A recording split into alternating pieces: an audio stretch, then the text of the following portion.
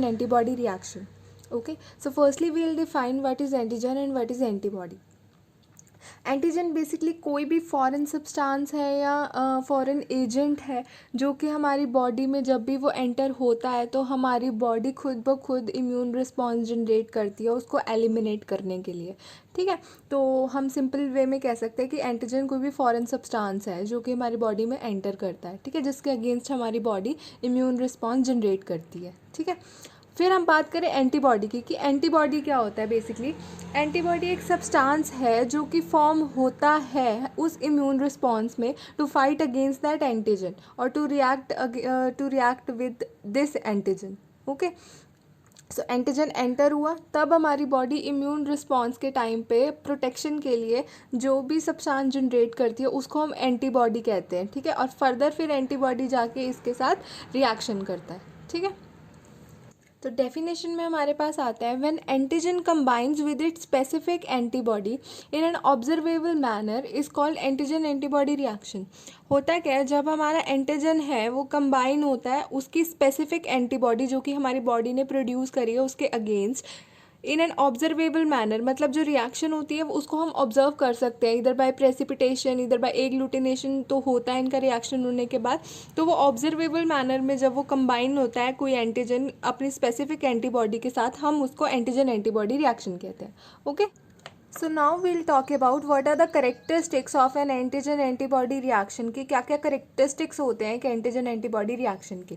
ठीक है, तो रिएक्शन हमेशा स्पेसिफिक होती है. स्पेसिफिक का मतलब यहाँ पर ये है कि जो एंटीजन कंबाइन होता है किसी एंटीबॉडी के साथ वो स्पेसिफिक होता है, क्रॉस ओवर नहीं होता.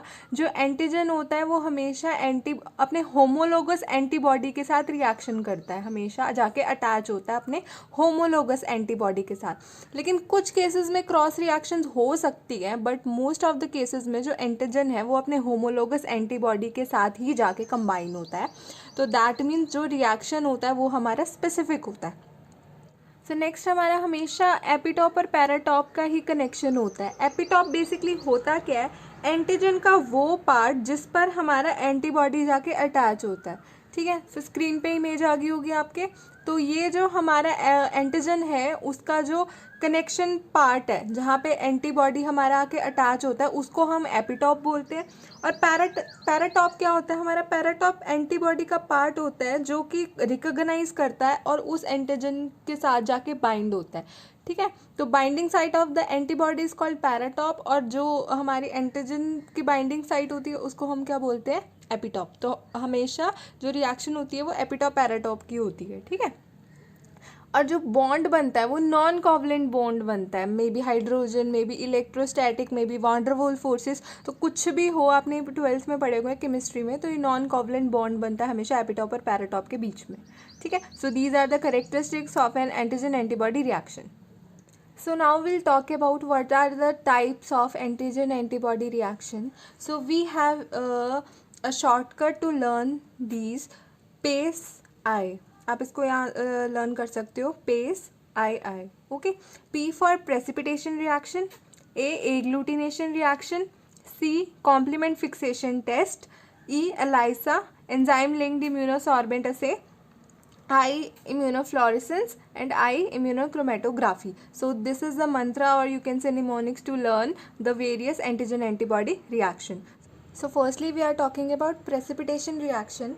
नाम से ही पता लग रहा है precipitation reaction मतलब फॉर्मेशन ऑफ एन प्रेसिपिटेट होगा इसमें. ठीक है, होता क्या है इस रिएक्शन में, ये रिएक्शन हमारा बेस्ड होता है एंटीजन और एंटीबॉडी पे. ठीक है, they are based on 2 soluble reactants. मतलब हमारे पास 2 सॉल्यूबल रिएक्टेंट्स होने चाहिए. मतलब एंटीजन भी हमारा सॉल्यूबल होना चाहिए और एंटीबॉडी भी हमारे पास सॉल्यूबल होना चाहिए. ठीक है, that come together to form one insoluble product that is a precipitate. मतलब 2 सॉल्यूबल रिएक्टेंट्स इकट्ठे रिएक्ट हो रहे हैं. ठीक है, और वो मिलके एक वन इनसॉल्यूबल प्रोडक्ट बना रहे हैं. मतलब वो सॉल्यूबल नहीं है वो प्रोडक्ट, वो बना रहे हैं जिसको हम प्रेसिपिटेट कहते हैं. ठीक है, और वो प्रेसिपिटेट हमारा क्या होता है, इनसॉल्यूबल है. तो दैट मीन्स जिस भी टेस्ट ट्यूब वगैरह किसी भी कंटेनर में आप एंटीजन एंटीबॉडी रिएक्शन करवाओगे जब वो एक इनसॉल्युबल प्रोडक्ट बनाएगा तो वो तो हमारा वहीं पर रह जाएगा, हम उसे ऑब्जर्व कर सकते हैं ना, हमें विजिबल होगी वो चीज़, तो वो हमारी सेडिमेंट हो जाएगी, नीचे जाके बैठ जाएगी टेस्ट ट्यूब में जाके, ठीक है। तो उसको हम क्या बोलेंगे, प्रेसिपिटेट। और जो ये पूरा प्रोसेस हो रहा है उसको हम बोलते हैं प्रेसिपिटेशन, ठीक है जी।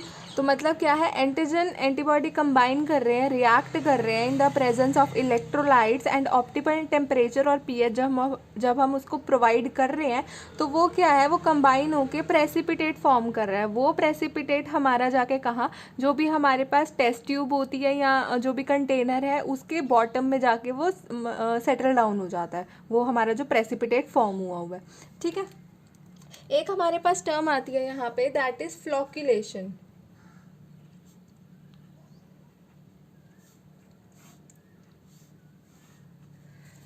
जब हमारा जो प्रेसिपिटेट है वो कई बार क्या होता है, जो हमारे पास पार्टिकल बना हुआ है एंटीजन एंटीबॉडी रिएक्शन के बाद जो हमारे पास प्रोडक्ट बना हुआ है वो हमारा कई बार जाके सेटल नहीं होता है।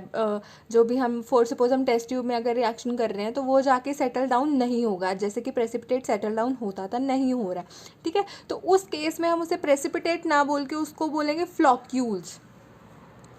क्या बोलेंगे हम उसको, फ्लॉक्यूल्स। जब हमारा वो प्रोडक्ट तो बन गया है, हमें विजिबल भी हो रहा है, बट वो सेडिमेंट नहीं हो रहा, वो बैठ नहीं रहा है टेस्ट ट्यूब में, वो इधर उधर मतलब मूव कर रहा है, ठीक है, तो उसको हम बोलते हैं फ्लॉक्यूल्स, ठीक है। और उस प्रोसेस को हम बोलते हैं देन फ्लॉक्यूलेशन। होता ये कुछ नहीं है प्रेसिपिटेशन ही एक तरह का, बस ये मॉडिफाइड प्रेसिपिटेशन बोल सकते हैं हम इसको। इसमें जो हमारा पार्टिकल है वो बॉटम में जाके टेस्ट ट्यूब के सेटल डाउन नहीं होता, इंस्टेड वो घूमता रहता है टेस्ट ट्यूब में, तब हम उस चीज़ को बोलते हैं फ्लॉक्यूलेशन। और जो वो पार्टिकल बनता है, rather than calling it precipitate, हम उसे क्या बोलते हैं, फ्लॉक्यूल्स बोलते हैं, ठीक है। सो अगर हम मैकेनिज्म ऑफ प्रेसिपिटेशन की बात करें तो जो हमारा मैकेनिज्म ऑफ प्रेसिपिटेशन था, मेराक ने 1934 में एक लेटेस्ट हाइपोथेसिस दी थी। उसमें ये बताया गया था कि हमारा जो प्रेसिपिटेशन होता है वो हमेशा जोन ऑफ इक्विवेलेंस में होता है, ठीक है। मतलब सिंपल वे में अगर बात करें तो हमारे पास 3 जोन्स हैं। एक होता है जोन ऑफ इक्विवेलेंस, मतलब जहाँ पे सब कुछ इक्वल प्रपोर्शन में होता है, ठीक है। एक होता है हमारे pass pro zone, pre zone, मतलब जोन ऑफ इक्विवेलेंस से पहले आ रहा है ना तो प्रो जोन, ठीक है। और जो जोन ऑफ इक्विवेलेंस के बाद आ रहा है वो हो गया पोस्ट जोन, ठीक है। तो according to this latest hypothesis, latest मतलब होता है कोई भी हमारे पास स्ट्रक्चर जो कि रिपीटेटेड चीज़ों से बना हो और इक्वल सा स्ट्रक्चर हो, तो वो होता है लेटेस्ट हमारे पास बेसिकली, ठीक है। तो जोन ऑफ इक्विवेलेंस में मतलब इक्विवेलेंस होता है इक्वल, तो मतलब हमारा जो एंटीजन और एंटीबॉडी की क्वांटिटी है वो इक्वल होगी, तभी हमारी प्रेसिपिटेशन होगी, तभी हमारा लेटेस्ट फॉर्म होगा, ठीक है। तो जो हमारे पास जो प्रेसिपिटेशन है, जब एंटीजन इक्वल होंगे एंटीबॉडी, फॉर एग्जांपल ले लो 10 एंटीजन है हमारे पास, 10 एंटीबॉडी है, वो इकट्ठे मिलके रिएक्ट हो रहे हैं, तभी वो जाके प्रेसिपिटेट बनाएंगे जोन ऑफ इक्विवेलेंस में, एक लेटेस्ट स्ट्रक्चर बनाएंगे, ठीक है। यहाँ पे देख लो ये जो ब्लैक ब्लैक डॉट्स है यहाँ पे ये हमारी किसको इंडिकेट कर रही है, एंटीजन्स को इंडिकेट कर रही है। और ये जो पर्पल लाइंस मैंने ड्रॉ कर रही है ये हमारे एंटीबॉडीज़ को इंडिकेट कर रही हैं, ठीक है। तो हमारे पास जो प्रोजोन होता है उसमें हमारा एंटीबॉडी एक्सेस होता है,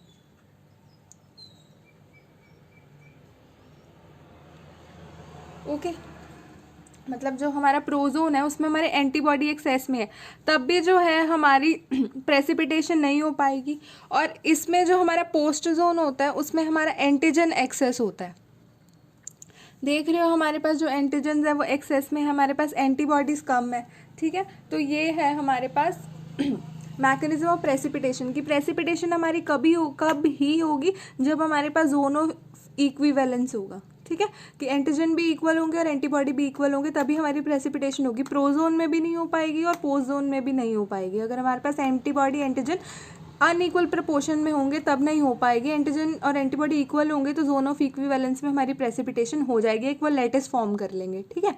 फिर हमारे पास एक वर्ड आता है, वो होता है प्रोजोन फिनोमिनन। तो हमारे पास जो प्रोजोन फिनोमिनन है उसका मतलब क्या है कि जब हमारी फेलियर ऑफ प्रेसिपिटेशन हो जाती है ड्यू टू एंटीबॉडी एक्सेस और एंटीजन रिड्यूस्ड, तो तब हमारी जो फिनोमिना होता है उसको हम बोलते हैं प्रोजोन फिनोमिना। सिंपल वे में है कि हमारा जब फेलियर ऑफ प्रेसिपिटेशन हो जाती है in case of antibody excess, तो तब हमारा क्या हो जाता है, प्रोजोन फिनोमिना। उस फिनोमिना को हम प्रोजोन फिनोमिना बोलते हैं। So then will talk about types of precipitation reaction. PPT stands for precipitation. तो हमारे पास 3 तरह के होते हैं प्रेसिपिटेशन रिएक्शन। एक होता है रिंग टेस्ट, फ्लॉक्यूलेशन टेस्ट और immuno diffusion test. So first will talk about ring test. Ring test कुछ नहीं है, नाम से पता चल रहा है, एक रिंग फॉर्मेशन होगी, एक रिंग बनेगा। क्या होता है, हमारे पास टेस्ट ट्यूब है, फॉर सपोज ये हमारे पास टेस्ट ट्यूब है, इसमें हम क्या करते हैं, एंटीबॉडी का पहले सोल्यूशन डालते हैं, एंटीबॉडी सीरम डाल दिया या कुछ भी डाल दिया जिसमें हमें चेक करना है प्रेजेंस ऑफ एंटीबॉडीज़, ठीक है। वो उसके ऊपर से हम ऐड करेंगे एंटीजन सॉल्यूशन, जो भी हमारे पास है सीरम वगैरह तो हम वो सोल्यूशन डालेंगे। याद रखना एंटीबॉडी का जो सीरम होता है वो नीचे होता है, ऊपर उसके हम एंटीजन डालते हैं, ठीक है, वो डालते हैं। तो फॉर सपोज यहाँ तक हमने एंटीबॉडी डाला हुआ था और यहाँ तक हमने जो वो है एंटीजन का सोल्यूशन डाल दिया था, ठीक है। अब क्या होगा, जो इनका जंक्शन है, दिस इज़ द जंक्शन ना, ठीक है। इंक्यूबेशन करने के बाद इसको, जो इनका जंक्शन है, यहाँ पे हमें फ्लॉक्यूल्स दिखेंगे। फ्लॉक्यूल्स हमने पीछे बात करी थी कि जो प्रेसिपिटेट हमारे, मतलब जो हमारे पास प्रोडक्ट बनता है एंटीजन एंटीबॉडी रिएक्शन का, अगर वो सेडिमेंट नहीं होता है तब हम उसको फ्लॉक्यूल्स बोलते हैं। तो फ्लॉक्यूलेशन होगी कहाँ पे, at the junction of the two liquids. इन दोनों के जंक्शन पे एक रिंग लाइक स्ट्रक्चर बन जाएगा, ठीक है, उसको मतलब फ्लॉक्यूल्स बन जाएंगे, तो वो इंडिकेट करेगा कि हमारा टेस्ट पॉजिटिव है, ठीक है। तो इसको हम किस किस केस के लिए यूज़ कर सकते हैं, जैसे कि हम C reactive protein CRP test बोलते हैं, स्ट्रेप्टोकोकल ग्रुपिंग कर सकते हैं, तो हम ये फॉलोइंग चीज़ों के लिए रिंग टेस्ट को अप्लाई कर सकते हैं, ठीक है। सेकंड हमारे पास आता है फ्लॉक्यूलेशन टेस्ट।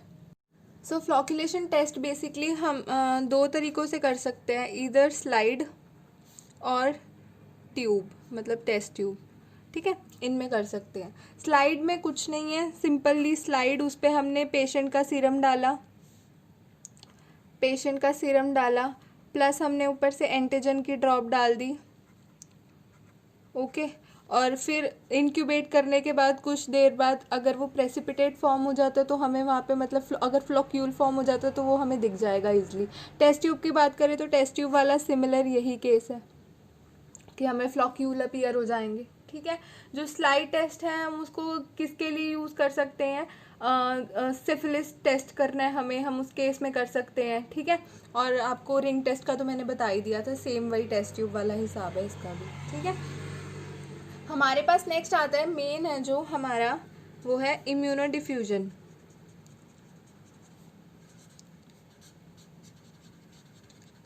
इम्यूनो डिफ्यूजन टेस्ट, जो इम्यूनो डिफ्यूजन टेस्ट है, इसके अंदर फर्दर हमारे 3 टेस्ट आते हैं। One is radial immuno diffusion,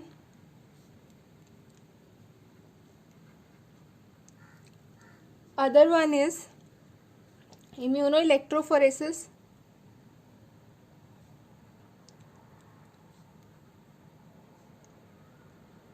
and next one is electroimmunodiffusion.